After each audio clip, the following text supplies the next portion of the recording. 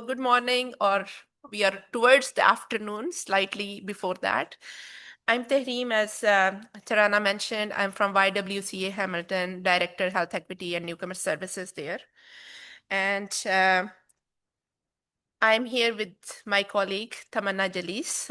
Will be co-presenting because I fully acknowledge that I'm not a GBV counselor. I have not worked directly on front lines with in gender-based violence work.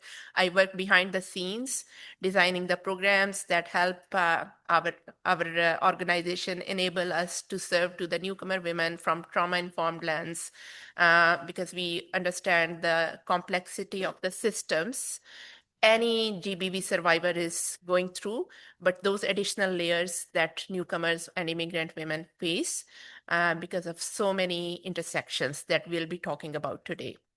So it's the today's session is about strengthening our everyday practice.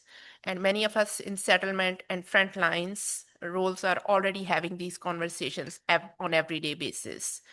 They are connected to the safety, relationships, stressors that newcomer women are facing, isolation, family dynamics. Even if you don't label it as GBV, these conversations are already happening and you are doing it. Even if you're not a GBV counselor, you're already doing that work. So, session, just a disclaimer. Today, we are not going to turn you into investigators. We are just trying to help you help share our experiences, how we are doing that work as settlement service provider, and how we are able to identify early signs that are helping prevent before the situation escalates. So we'll be sharing those learnings with you. We'll be talking about how you can identify concerns early, how you can build trust with the newcomer women that you are seeing in your everyday work, and how you can prevent the situation from escalating. So you will be the preventing actors in today's play. So we want this to be a practical session. We would like to have as many engagement opportunities as we can, but we also understand that the lunch is just around the corner and we'll be mindful of the time.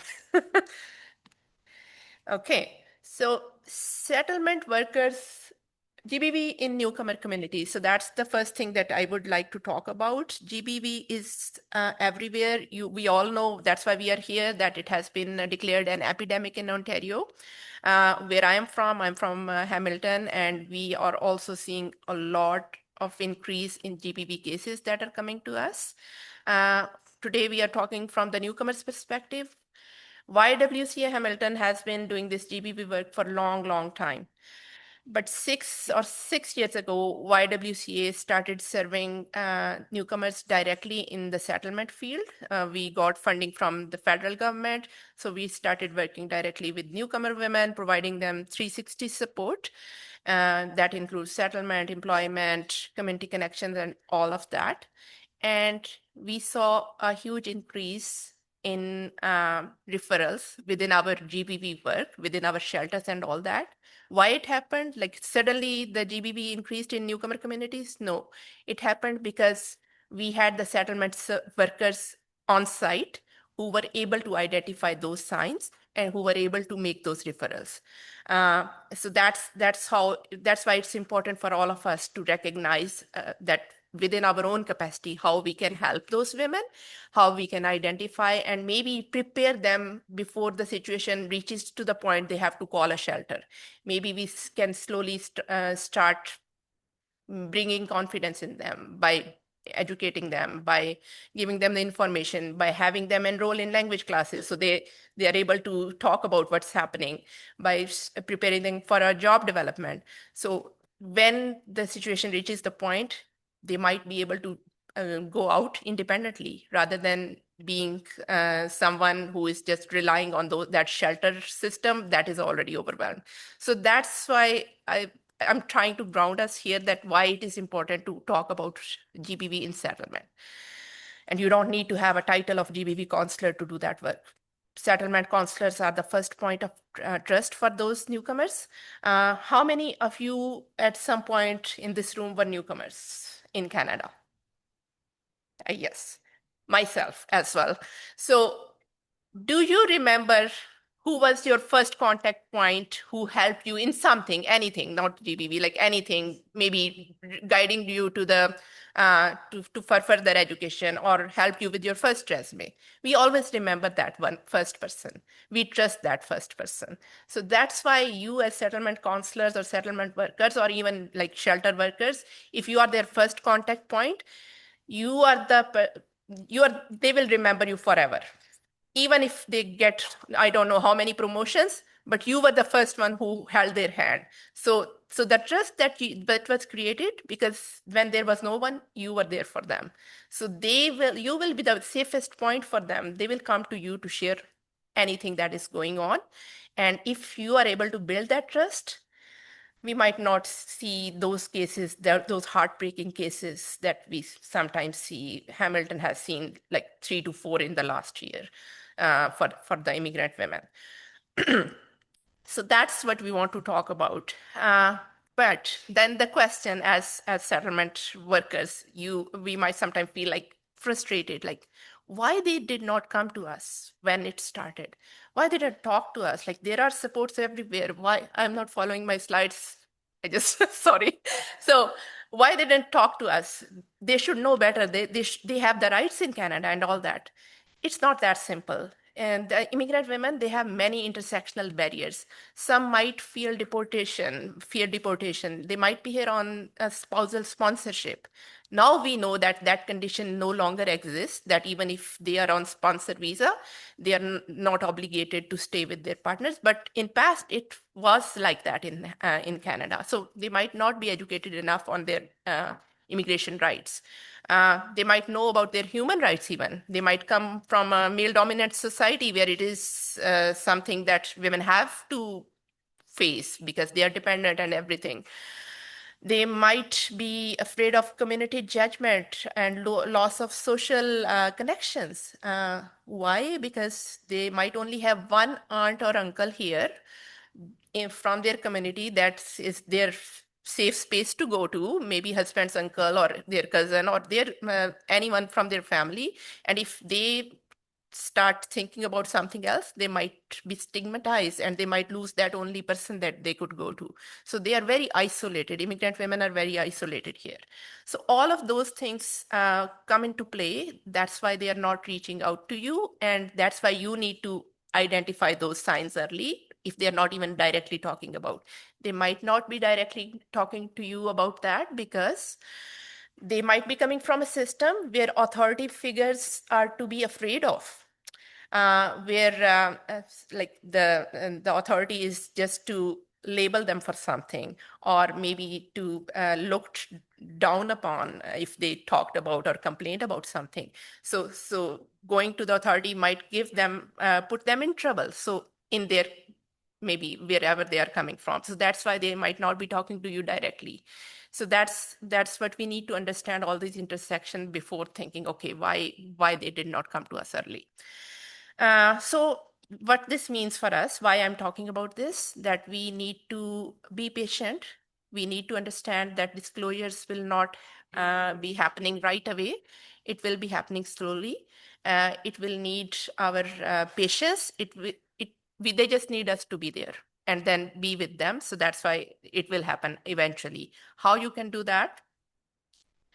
They might start asking questions. Like they might be curious. What happens if a woman separates? If they are on a sponsor visa, spousal sponsor visa, someone might ask you this question. Someone might ask you, can I access my childcare benefits alone, not in a joint account? They might have a joint account with their husband where child benefits are coming. They might ask about, my husband thinks that I don't need to learn English because I'm not working. Can I still learn English? Would it be helpful for me? So get the clues from those questions, why she's asking that. It means that she might need some more knowledge and information. She might be getting ready for that. But if you think, okay, this is the hint, I now need to bombard all the information on us. In Canada, you have this and that and that and that. You should not be staying all there. They will never come back. I have done that mistake in the past. Guilty. I was very passionate and all that, and there was a very dear family friend. They used to come to our place often, and then the wife talked to me about some of the things that were happening at their home, and I talked about like you should not be tolerating this, you should be doing this, and you should be doing that. And that innocent lady went back home, and sorry, Tarana, don't kill me. Yes. So that innocent lady went back home and she just talked to her husband about, like, she told me this and that. So next, husband was always coming alone to our place. She never came back, which is very unfortunate. And now I know better. I do better, but that did not end well. So there was the ties were cut, and eventually I learned about that they separated because she had to make a police call, and it was that brutal that she had like um, at one point she was on the floor and he choked her with a mop in her mouth. So that is something that we all need to learn. Like, we should not be pushing when we are working with immigrant women. uh, we should not break that relationship by bombarding all the information, but start building, start sharing the knowledge eventually and slowly. So that is something that happens. But that needs to be there. We have also done few things in terms of educational and informational sessions. We don't label them as GBV information sessions. We just build them like floral arrangement, community connections, baking sessions where people come together, intergenerational kitchens where women and survivors come together, but it is not labeled as survivors intergenerational kitchen. My colleague who does that frontline work, she will talk more about that. So that is one thing that I would like to share as one of the learnings with you. So the next slide, I already set the tone that why I'm talking to you, most of you are the frontline workers, settlement workers. So you can always play a role of prevention actors, because they will be coming to you to register their child in school. They will be coming to you to help them enroll in the classes.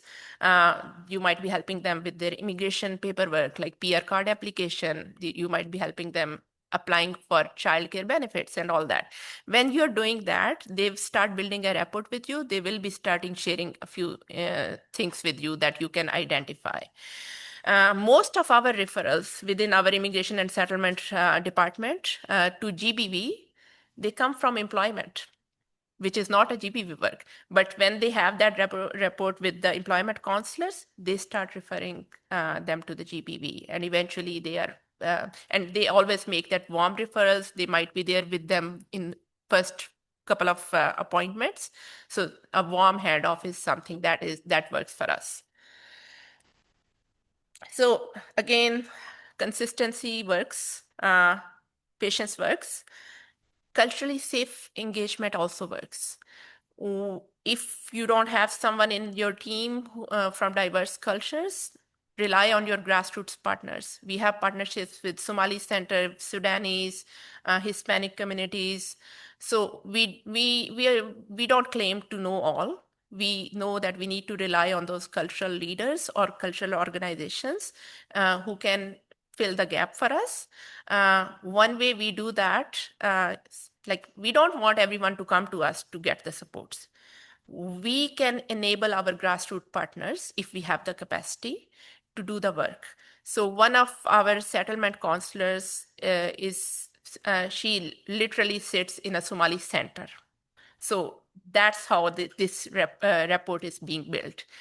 They are YWCA employee, but 4 days a week, they are going to a Somali center where most of Somali women come, and they are providing the service there out of that center. We we fully understand what their leadership or the ethnic leaders, how much they know about their culture. We might not know, and we might scare people away if we start pretending that we know everything. So this partnership is working so great. One of the best programs that we have for women. So I understand the way the funding, the way the things are these days, what is happening from the governments and policy changes. It's not possible for all of us to do everything on our own. We need to be strategic. We need to rely on our partners. We need to rely on knowledge keepers. We need to build the capacity for our partners so the sector is strong as a unit. So that is something that I would like you to take back with you when you are having those conversations. Okay. So I think we have been talking about this since morning, so I will not spend much time on this, that gender-based analysis plus, always think of that plus. Only gender-based violence is not one thing that is happening. It is intersected with all of these different factors: gender, immigration status, culture, religion. Religion is one of the conversation that mostly comes in our work with on GBV when our settlement counselors are helping to navigate. Then sometimes we get, but we were told that we are not allowed in religion like this, or sometimes there are myths, sometimes, but you need to listen with curiosity, not judge someone's religion or culture.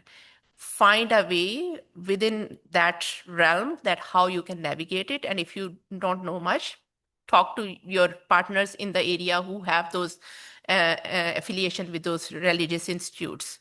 You can, I'm sure you can find something in Niagara region. We have Muslim Association of Hamilton in Hamilton. We work with the Jewish communities and all that. So that is another piece that I would like you to take with you, that think of all of these sectors and how they work, and then then have the conversation with the client who's sitting in front of you, not thinking that you know all the layers, but learn about those layers. Okay, so even if we know of those layers, our systems are built in a way, there are so many gaps. I think my friend here was talking about those gaps that you are able to identify the signs. Great. Now, what to do next? Systems are not speaking to each other. Settlement counselor knows that this person is not safe. The safety plan is ready, but they need to find a place where they can crash. If you are not an immigrant woman, you might have a family or a friend there, but for immigrant women, there might not be any family, friend, anyone they can crash for the night and all that. So it's very important for us settle. It's so much work for us as settlement frontline to do. Have those relationships. You can pick up the phone. You need to have the numbers on your fingertips and all of that. But those are the things that make it harder for you. And staff burnout is real. It's happening because of all this that the trauma that you take with you after seeing all of that. So these are all the things that I think I would like to mention about the system gaps, like how they need to speak to each other, how they need to coordinate. I think someone mentioned that you should be part of the tables or coalitions that are in your area. Sometimes those are the ones, maybe instead of you just figuring out a lot like on your own, picking up the phone, maybe if you are connected with those coalitions, they could be your go-to and ask them like what's happening, what we can do. I can give you an example what we did in Hamilton. We have created a safety and support hub for gender-based violence survivors. And it's not just survivors, it's for those who are not sure what's happening, who are not, maybe they are not at a stage where they're ready to leave their abuser. They are figuring out. So safety and support hub is something that brings different organizations doing different work that women needs or a gender diverse individual needs to be independent eventually. That includes employment, youth supports, case management, mental health counseling. So different partners from Hamilton are sitting under one roof to provide that collaborative support. And that is also helping to prevent the system to go crazy. Like the shelters can't have that many beds that are needed. But if we have something like a support hub where women can go, they can start on their economic advancement, they can start on their, if youth is having a crisis, they have the mental health counseling there, everything. So partners are strengthening in each other in doing this work and making it happen. So I know not Niagara region might not have some similar to that, but those are the models that you can talk to other regions. OCASI can bring all of us under one roof to talk about these types of models that are working. And I think this epidemic needs to be dealt by having more conversations like this, learning from each other what's working for your region, maybe adopting some of that, sharing those tools, all of that. So that is, I wanted to identify some of the factors that go into the play. But then my colleague Tamanna is going to talk about that what actually happens on the ground when a client comes to you and how you can identify, and she will have the practical examples from her work. I want to say that Tamanna started as an intake worker. Then she had the settlements counselor role, and now she's a GBV counselor. So she has seen it all. But when she was an intake worker, she was doing a lot of GBV referrals because the clients felt comfortable. They came to her. She was their first contact, as I mentioned, and they were doing the sharing of few things that eventually led to those GBV referrals. So please welcome Tamanna. Okay, hello everyone. I'm Tamanna Jalis. I'm a GBV counselor with the YWCA Hamilton. I work as an intake and settlement worker before this role. So thank you, Tahrim. And now we will have a short scenario here. It's also on the screen. I don't know if the online participant also are able to see it. Yeah, good. So for this activity, we will look at a scenario that reflects situations settlement staff may encounter in everyday practice. The goal is not to diagnose the situation or immediately solve the problem. Instead, the purpose is to practice noticing early indicators, thinking through safe engagement strategies, and reflect on possible next steps. Okay, here the scenario is that a newcomer woman repeatedly misses employment appointments. Her spouse insists on joining calls and answers questions for her. She appears anxious and says things are stressful at home, but it's fine. So here are some reflection questions. So Tahrim, do you prefer that I ask and then you will take the mic if anybody wants to share? Okay, so I will give you a few minutes. Please go through the questions and then feel free to share your experiences and your thoughts. I just want to read the first question if you're ready. No? Okay. So the first question, what concerns do you notice? Anyone wants to share? Yeah, then we have to take the mic, please. Yeah.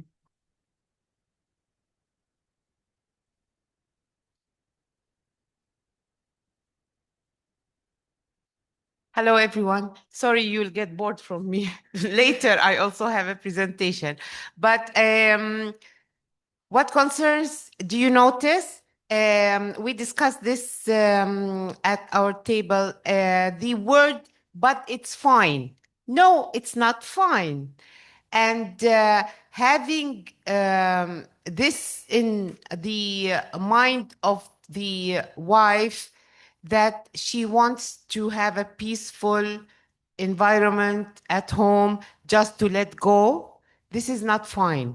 So she has to put her foot on the ground, and it's not to create any disputes at home, but sort of like try to figure out how the conversation will be led with the husband without having without creating any disputes, because they might like think that this is the normal, and we see this daily in our work, and we face it. We have those examples on and on and on. So having like to educate both. It's not one side, it's for both sides to be educated. So this is the concern, like that we noticed that the word it's fine.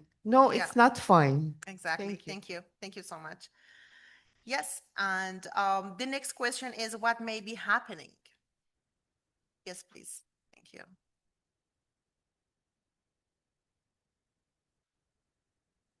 Hi, everyone. My name is Gurleen, and I'm from Dixie Bro Neighborhood Center in Mississauga. I'm a settlement counselor. Okay, so I wanted to raise points for both questions. Yeah. What concerns do you notice, and what may be happening? Yeah. So it's kind of like we feel that there's a controlling situation, which can lead to isolation, right? Exactly. But we cannot say that to women directly because we don't want to shut her down, right? Yes. As settlement counselor, we are sometimes bystanders. So what words we use can lead to their journey of safety. It can shut them down there, or it can lead them to a safer pathway, right? So we really need to be careful with the words we use here, how we will be communicating with the person.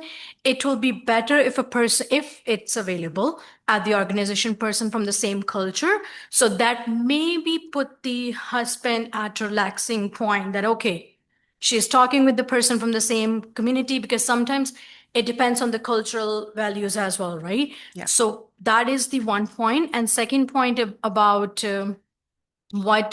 how we educate them and how we explain about the rights. It's not like taking them, I would say, in separate rooms, but if they are together, that will be the initial conversation where we can say that, okay, in Canada, if you go to any of the government program or government offices and you're disclosing on behalf of her, it's a breach of confidential. The laws are a bit different here. Exactly. So maybe educating them about that point, that it's for your safety as well as a partner, and it's for her safety as well. So we need to look into those little points. Yes, exactly. Thank you so much. I appreciate it. Yes. Okay. From online? Sure.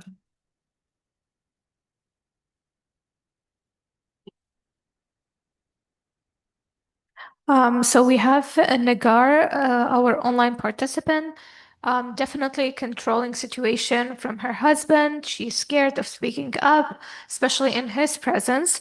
I would not talk to her in the presence of her husband, who's obviously controlling her, referring her for language and employment. For the second, what might be happening? So Sharon had mentioned that it's a sign of control is obviously displayed. We may tell the spouse that we have to speak to the client directly, and he has to understand that the response has to come from the client. And we, in a different way to translate it if the language was a barrier for the client. Exactly. Yeah. Yeah. Thank you. So, about the next question, how would you engage safely with this client? Yes, please.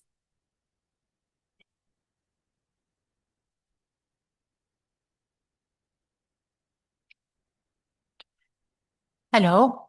So, first concern for me was like that she said that things are stressful at home. And also, the first one is the husband is always answering on her behalf. Yeah. So, it appears that she's not, like, we know the client, so we do know like what's going on, like the situation. We know the family from before, and now things are stressful at home. It might be anything, but when the husband is always answering and like she's not she's not coming to the appointment, this is what it make me concerned about the safety of this Exactly. client. So because we know the client, we know the husband, so we know they might be like going to like English school. So we know, okay, he's going to English school from this time to this time. So I will try to contact this client during the husband's absence. Exactly. And I like, if she said, oh, things are like stressful at home, I will ask questions. I will ask the open questions. So can you please tell me what's going on? Are your children okay? Your family back home okay? So like this, it will build trust, and it won't feel that I'm investigating the client. Yes. I'm just caring for you. So the client will open up and she will start talking to me. And this Yes. is my approach for this situation. Exactly. Thank you. It's definitely correct. Thank you so much. And about the what would you avoid? I believe she mentioned like a part of that. If anybody wants to say or add more, that what things we should avoid on that session. Hello. Anybody wants to share online or? Hello, can you hear me? Yes, I believe. I'm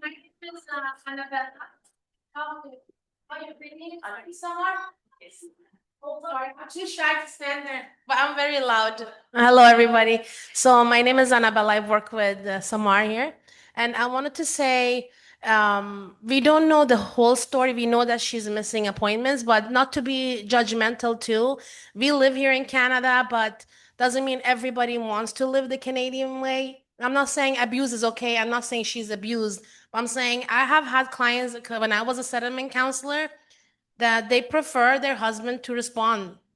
They're sometimes even the culture, they don't look in your eyes, they look down, they're too Yeah. shy. Yeah. If they're very new in the country, could be that the husband has been here years and the wife just came. So sometimes they don't want to look in your eyes. They look down, they look at their husband, they try to avoid answering you because they just maybe a language barrier or they don't know how much they can share. Is it okay? She's not part of my family. I'm thinking just, not judge right away and think, okay, oh, she's not independent. She has to answer for her, you know? Yeah. Some cultures are just it's same as I remember once somebody was doing a cultural diversity session and we're talking about handshakes. Don't always assume everybody wants to shake your hand when you stretch out. And we went to register a child in the school, and the family was Muslim actually, and they wanted to register their children in a Catholic school. When we went, the principal was there to meet them, greet them, and this family was Syrian. So she just stretched out her hand, and the husband like avoided it, and she felt a little bit uncomfortable. And right away, it took me to that training where where we learned like not everybody is gonna follow your culture. Even women sometimes they don't want to shake hands. So maybe it's just a culture thing. It doesn't mean they're abused. Not to Yeah. just jump into it and say, hey, there's a situation there. Yeah, Yeah, exactly. that's all I Yeah. want to say. Thank you Thank so you. much. It's very nice that like this room is full of like experiences and all like you're professional in your roles. And so the next slides are something that I will also add up to your answers. Thank you so much. Yeah.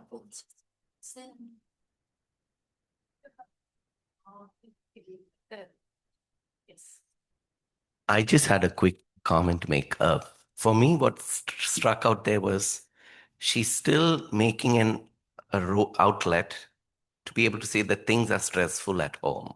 So she started making that baby step. And I think when we are approaching a situation like this, I think also it's equally, we have to be cautious about not going into the situation as if the person is a victim alone, because there's another thing we all as human beings have, and that's resilience. Everybody has a resilience in them to face a situation. And I think it's about tapping into that resilience and building that confidence for them to then go to level the next baby step.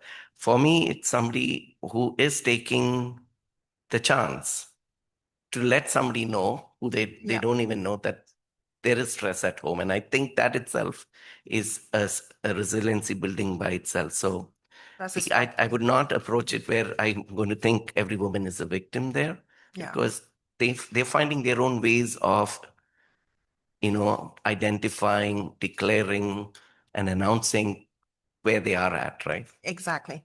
Thank you. So we have Kubra. She's mentioning that also we can notify her husband that in Canada or in the office policy that he cannot talk on behalf of his wife, and ask him, could you please let her call me or talk to me? We also have another comment from Pooja.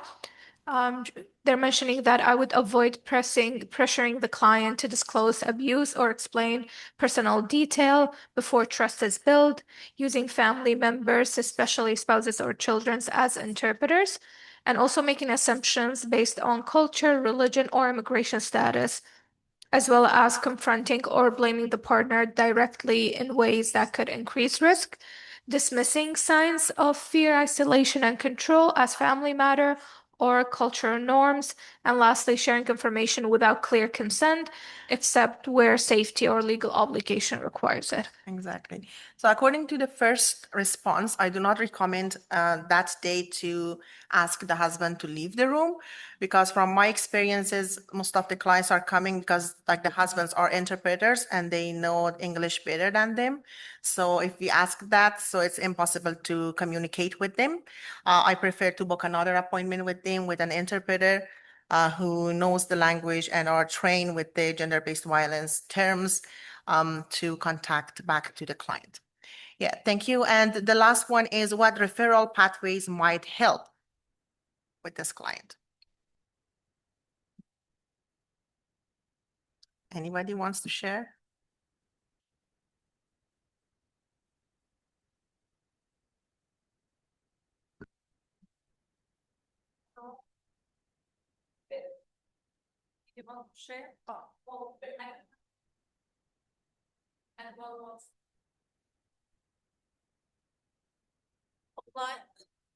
Oh, she also wants to start.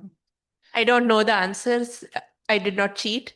What I am thinking in the moment is at this point, it's too early because she's coming to the employment appointment. What I can think of a settlement counselor referral, not explicit to GBV, just the settlement counselor. Because you know, if you work in the immigration area, there is a needs assessment, a 3-pager big document that asks a lot of questions, and those questions can lead towards like more disclosure and all that. So settlement counselor is a safe bet at this point. If you can refer them to the settlement counselor, they will be asking a lot of questions that will eventually give them something to work with and do the further referrals. So I think at this point it's too early to send to someone to GPB. You need more information. I agree, yeah.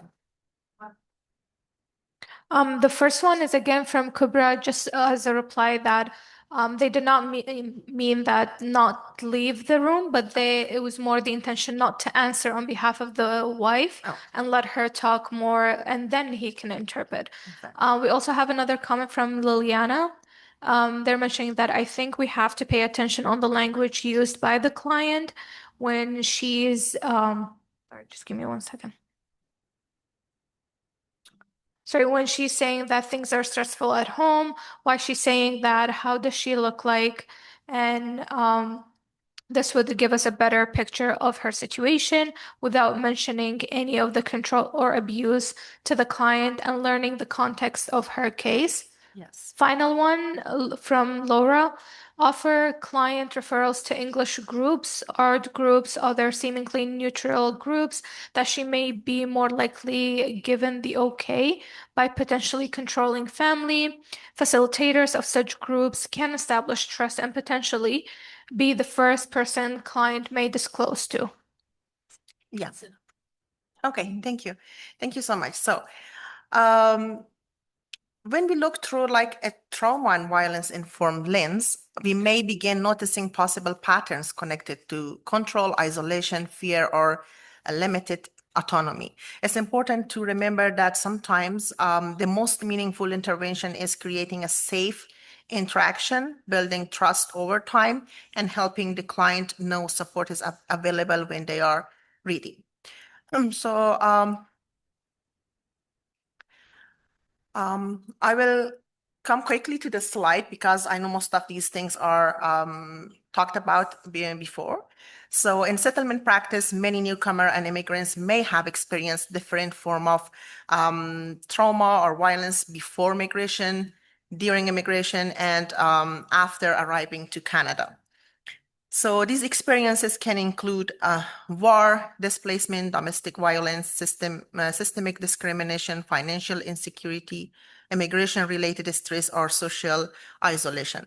So because of this, the question shifts from what is wrong with this person to what might this person have experienced and how can we create safety.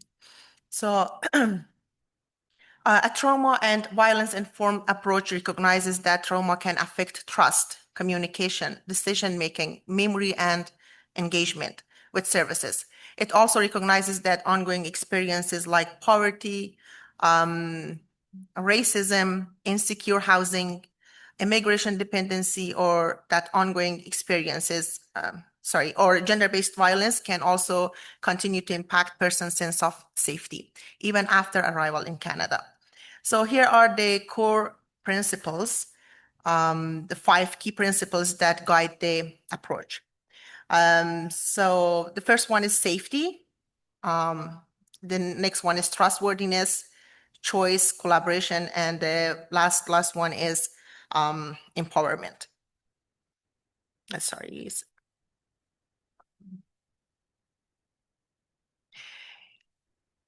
So this approach helps us to create spaces where people feel safer or engage, disclose concerns, and seek support early. I just wanted to share one of my experiences with one of the clients that I had. Sometimes when they are GBV clients and are coming to you, usually they are afraid. Earlier, one of you mentioned that fear is something that really matters. I believe it was you. So I had a client that she was thinking that when she comes to disclose or say about situation at home, the husband is able to even take her status, the PR card, and send him back home. Or I had a clients that they were afraid of police because, especially, for example, from the background that I'm coming, police is not safe to go to. Or when they were like hearing the word shelter, the shelter is not a safe place back home, the place that I'm coming from. So exactly, shelter is a place that most women get abused there, like than being at home. So just consider these things that maybe the clients are experiencing these fears back home, and they are coming with those fears and perspective to your office. So one important part of trauma and violence-informed practice is learning to look beyond behavior at the possible context behind it. In settlement work, we sometimes describe clients as non-compliant, unmotivated, resistant, hard to engage. But when we reframe behavior through a trauma and safety lens, we begin asking different questions. For example, instead of asking, why aren't they following through? We might ask what barriers, fears, or risks could be influencing this behavior. For example, a client repeatedly missing appointments may not simply be disinterested. They may have a controlling partner monitoring their movements, limited transportation, childcare challenges also, or fear of being seen accessing services, or emotional exhaustion from trauma and settlement stress. If someone also avoids phone calls or speaks very little during the meetings, it means that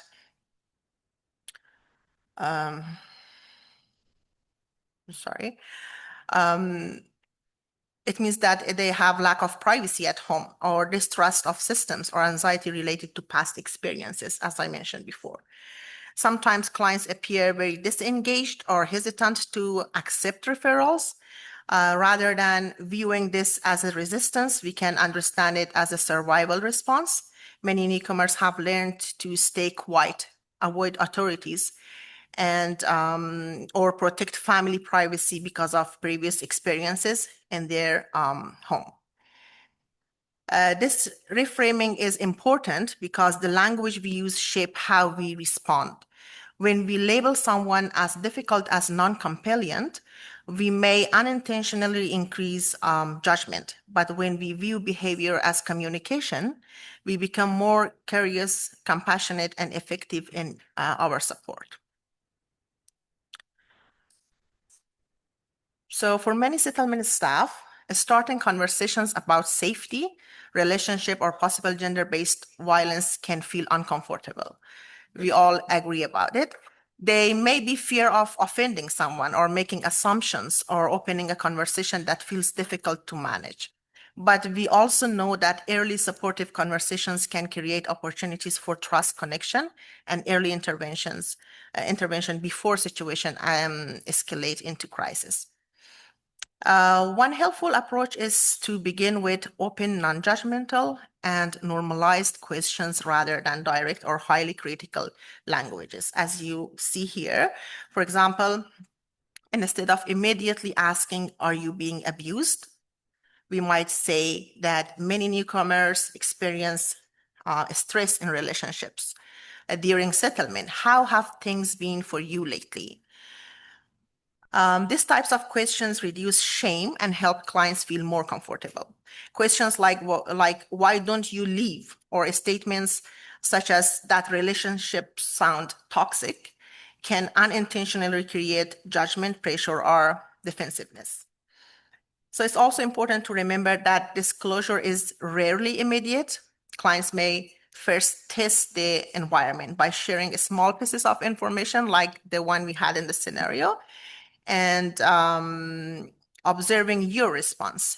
Our tone, body language, and ability to stay calm can strongly influence whether they continue the conversation or not, as Tahrim mentioned earlier.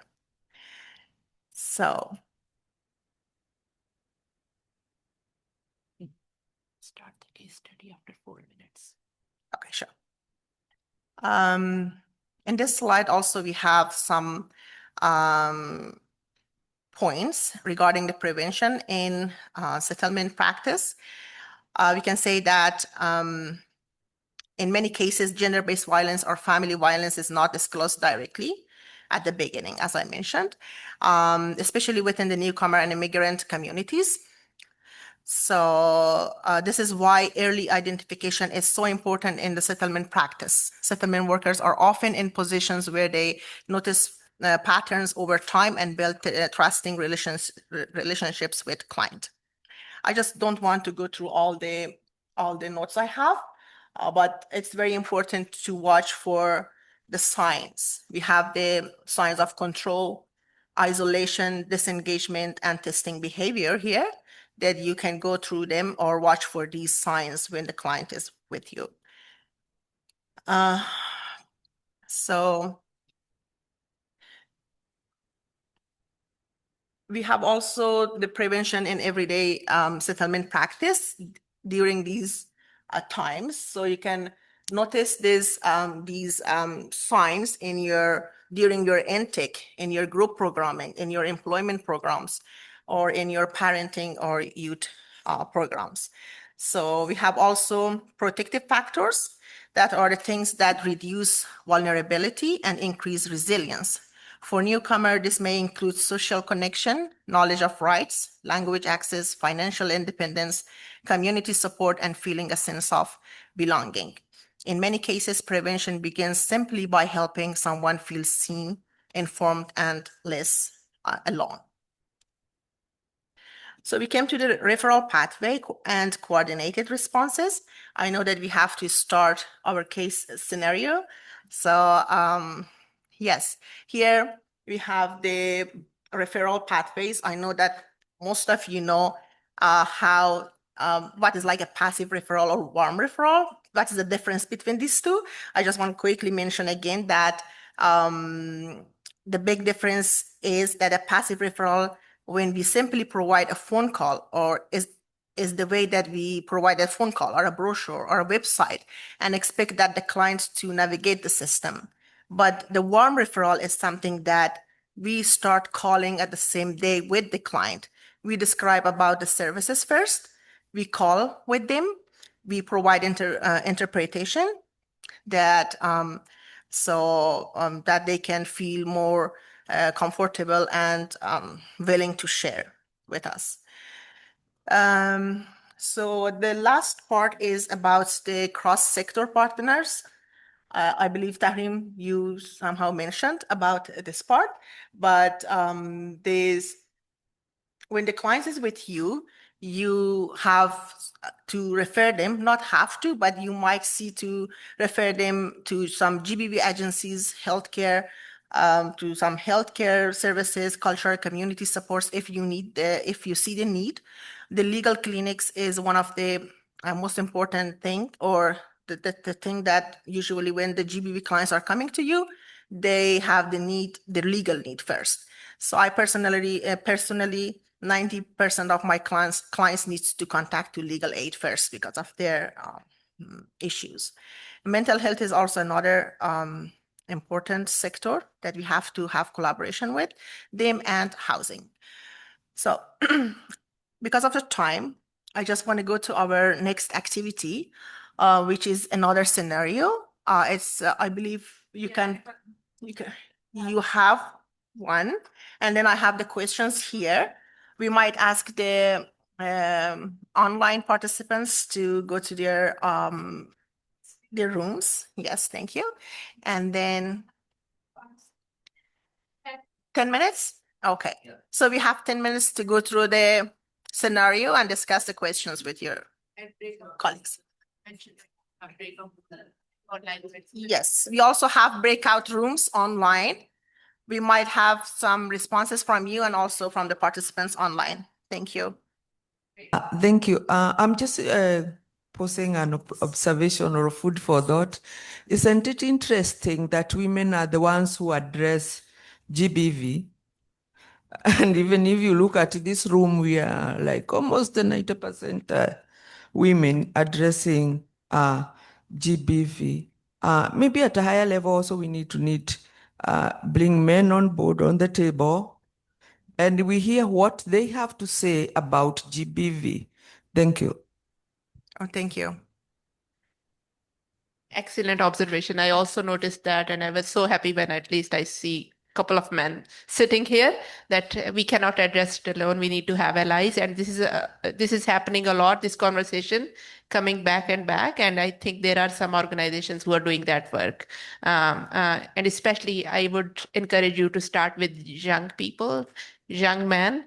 If it starts from youth, this education and awareness, we might not be seeing this many GBV cases, which is very unfortunate. Okay, thank you. So this is like the slides for key takeaways. I don't want to go through that. And also the last one, if you have any questions, me and Tahrim are here to respond. We would be happy. And we brought some flyers and cards from our GBV counselors in YWCA Hamilton. If you know someone, please share with them. Feel free to share with them. Thank you. We are happy to take any questions you might have. And we also acknowledge that we are in your way